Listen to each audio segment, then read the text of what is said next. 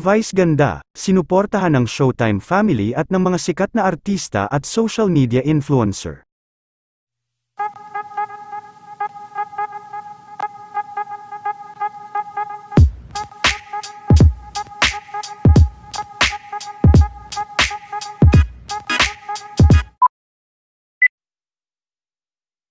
Napuno nga ng mga artista at sikat na personalidad, ang naging grand opening ng Super Club, nila Vice ganda, Ryan Bang at iba pa nilang business partners. Bukod sa pamilya ni Vice ay spotted din na dumalo ang pamilya ni Ayon,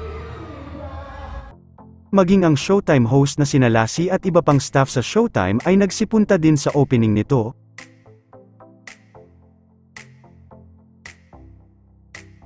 Spotted din sina Zineb at Rana, mga dancers ni Vice sa G-Force, Dominic Roque, Loisa at Ronnie at iba pang mga social media influencers.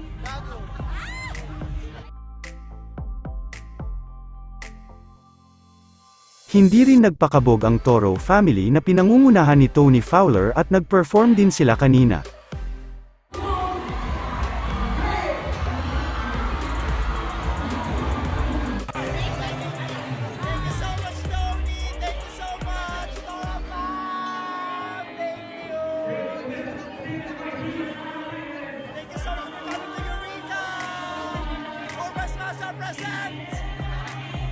Nagpakilig naman sina Vice at Ayon ng pasalamatan ni Vice ang kanyang babe at tinawag pa nga nitong may umbrella si Ayon.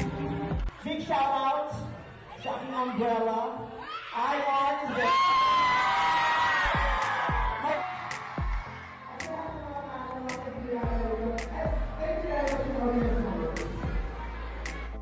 Kitang-kita naman na nag-enjoy talaga ang mga guest nila Vice sa kanilang grand opening.